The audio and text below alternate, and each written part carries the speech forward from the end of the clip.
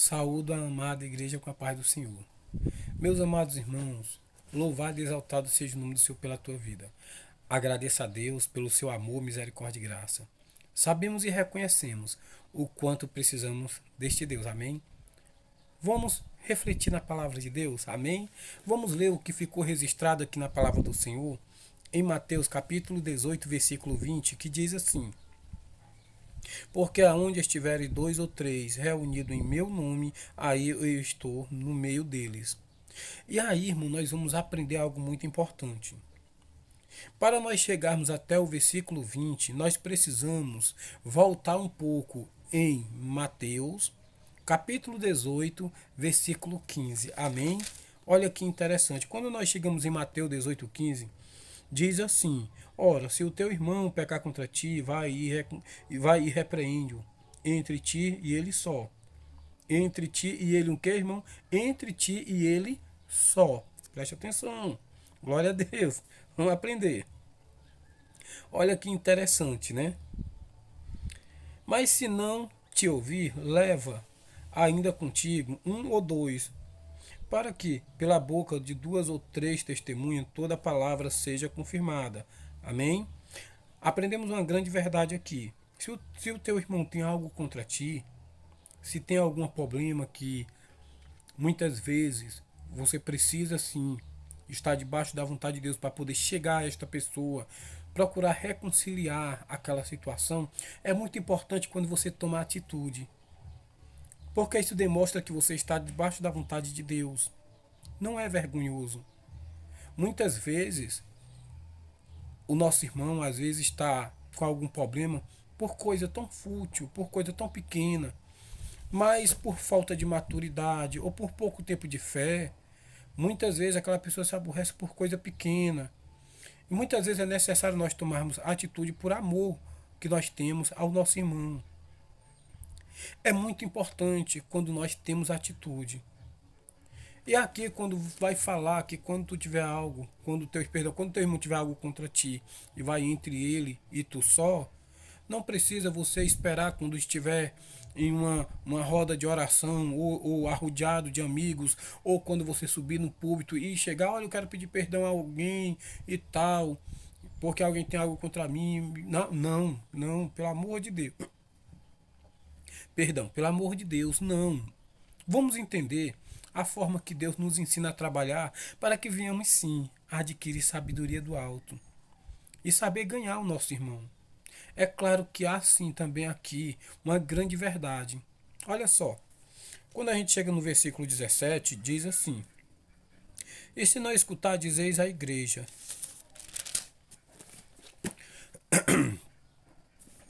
E se também não escutar a igreja, considerai-o como um gentio e publicano. Olha só, se não escutai a igreja, ou considerai um gentio ou um publicano. O que é que isso significa? O que é que Jesus está ensinando? Naquela época, gentios eram pessoas consideradas que não tinham religião, que não tinham Deus, não proferia nenhuma fé. Esses eram considerados gentis. E publicano eram aqueles que tinham cargos públicos e que cobravam impostos. E se viraram contra o seu próprio povo para trabalhar para Roma, cobrando impostos absurdos contra o seu próprio povo. Então, publicanos são aqueles que se viraram contra o seu próprio povo para cobrarem impostos e trabalhar em cargos públicos para Roma. Então, quando Jesus diz assim, eu considerar um gentio e um publicano, ele vai dar a explicação do que é que ele está querendo falar nos versículos a seguir. Amém? Vamos aprender com Jesus, né? Amém? Olha que interessante. Aí, a palavra diz assim: e se também não escutar a igreja, o considerai como um gentio e um publicano, né? Que significa, irmão, que essa pessoa não tem comunhão com a igreja. Quando não há reconciliamento, quando não há ali, irmãos, uma forma de reconciliar toda aquela situação. Amém? Aí é então que Jesus vai falar os versículos a seguir, que muitas pessoas interpretam de forma errada, né? Você vê muitas vezes na igreja um irmão dizer assim: aonde tiver dois ou três meu nome, Jesus está no meio. Aí quer dizer, se eu só, Deus não está comigo. Então nós temos que anular o que ficou registrado em 1 Coríntios, né? Capítulo 6 no versículo 19, que somos templo e morada do Espírito Santo. Nós vamos ter que anular isso, já que só Deus só vai se fazer presente quando tiver dois ou três no nome dele, aí é complicado. Mas vamos aprender com Jesus, amém? Glória. Vamos aprender com o Senhor, né? Aí vamos continuar o texto. E também vos digo que se dois de vós concordarem na terra acerca de qualquer coisa que pedirem, isso lhes será feito por meu Pai, que estás no céu. É por isso que ele vai falar o versículo 20. Amém? Porque aonde estiverem dois ou três reunidos em meu nome, aí eu estou no meio deles. Quer dizer, aonde tiver dois ou três no meu nome. O que é que isso significa? Onde tiver dois ou três ali para julgar, para tentar resolver uma situação. E se não houver concordância em relação àquele fato, àquele acontecimento, aquele problema com o irmão, então o que for concordado ali, Deus vai estar no negócio. Por quê? Porque ele não se reconciliou, não houve reconciliação sobre aquela situação e sobre aquele irmão que foi sim chamado, foi sim conversado, foi insistiram muito. Olha só, com o próprio Jesus ele explica isso. Insistiram com ele, aí trouxeram mais outra pessoa, olha, vamos ver aqui, esse irmão está acontecendo isso, isso. E ali foi anunciado tudo que ele disse. E depois foi apresentado ao sacerdócio, quer dizer, irmão, uma pessoa irreconciliável. E quando uma pessoa é irreconciliável, ela perde a ligação com a igreja. E se você perde a ligação com a igreja, você perde com Deus. Olha que interessante. O que é que Jesus ensina? Então vamos ler, né? A continuação aqui. Versículo 20 diz o quê? Porque aonde estiveres dois ou três reunidos em meu nome, aí eu estou no meio deles. Versículo 21 diz assim: então Pedro, aproximando-se dele, disse-lhe: Senhor, até quantas vezes pecará meu irmão contra mim e eu lhe perdoarei? Isso foi a interrogação. Até 7. E agora Jesus responde. Jesus lhe disse: não te digo que até 7, mas até 70 vezes 7, né? Quer dizer, a gente tem que estar sempre pronto a perdoar. Mas vamos resumir esse texto, amém? Glória a Deus. Olha só, o versículo 18 diz assim: em verdade vos digo que tudo o que ligares na terra será ligado no céu, e tudo o que desligares na terra será desligado no céu. Irmãos, isto é muito sério. Precisamos entender aqui que nós não servimos um reino dividido. Escute, nós servimos um reino de união, de paz e de concordância. Irmãos, olha, não podemos servir um reino que pode ser abalado. Retenhamos a graça e a confissão com temor e reverência. E se a minha memória não me falha, nós vamos buscar aqui. Sabe onde é que está escrito isso aí, meus amados irmãos? Está escrito em Hebreus capítulo 12, no versículo 28. Vamos ler? Amém?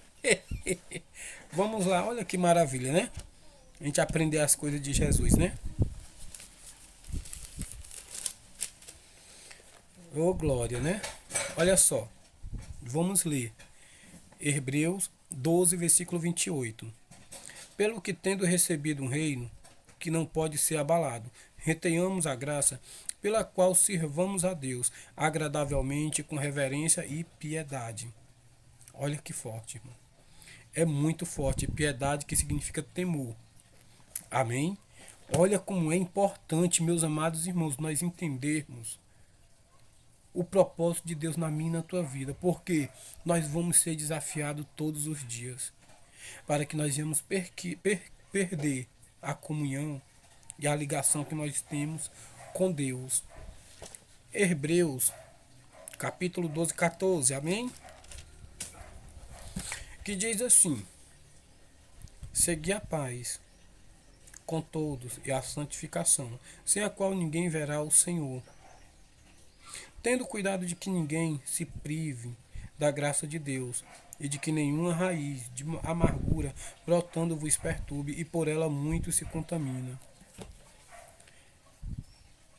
Uma coisa é certa: se alguém me faz algo ou me ofende de alguma forma que não me fez bem, ou talvez, né, eu não estava preparado para aquilo, eu posso muito bem chegar para um irmão e dizer: irmão fulano fez isso comigo. E esse irmão vai contar para outro irmão, e o outro irmão vai contar para outro. Quando você pensar que não, está lá a raiz de contenda dentro da igreja, a raiz de contenda entre os irmãos.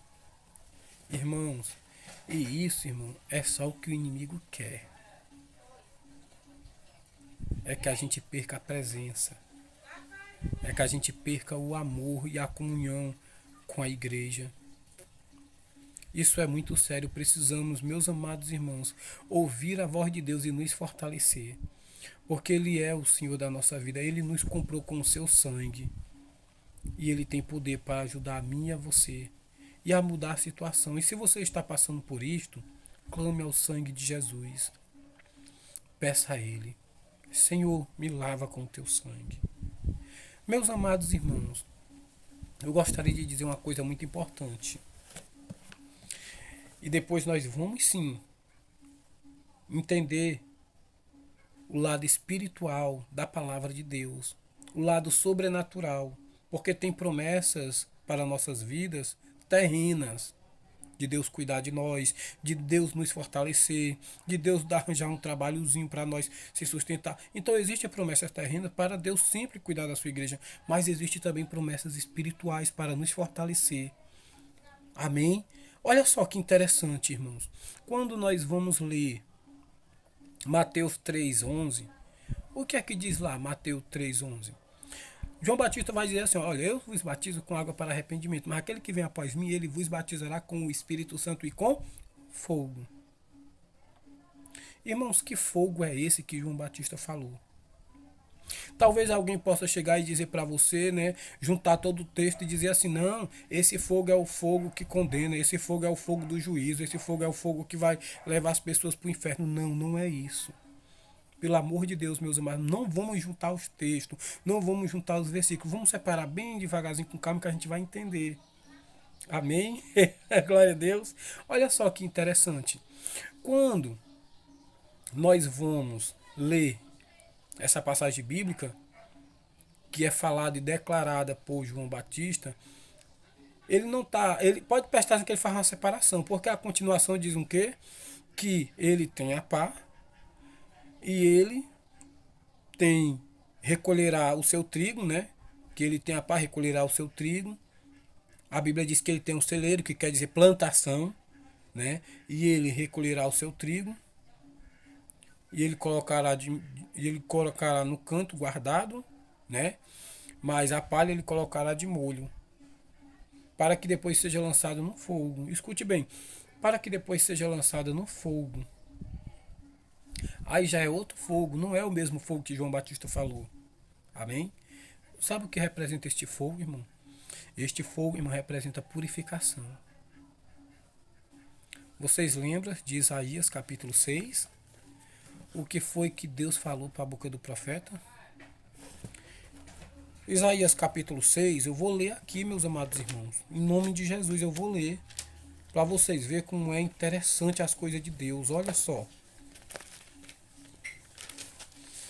Isaías capítulo 6, versículo 6 diz assim, ó: mas um dos serafins voou para mim,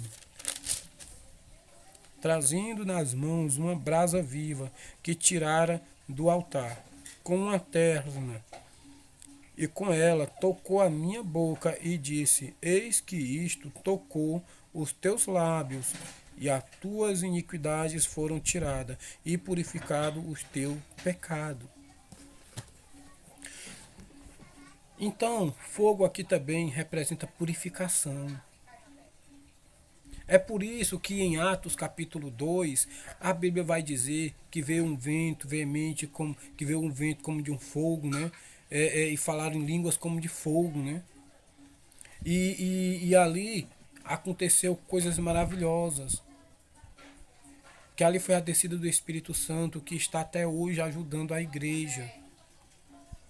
E esse fogo, irmão, representa a purificação.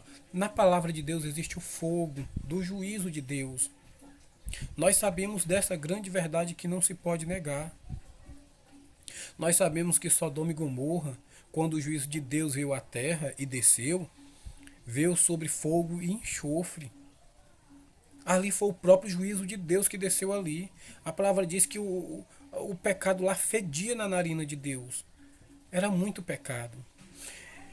E nós vamos entender que a promessa de Cristo era que ele iria sim purificar a sua igreja, para que ela se fortalecesse em Deus, para que ela fosse cheia do Espírito Santo, para que ela tivesse poder da terra, na terra para fazer a obra do Senhor. E isso é muito importante, irmão. A gente entender isso.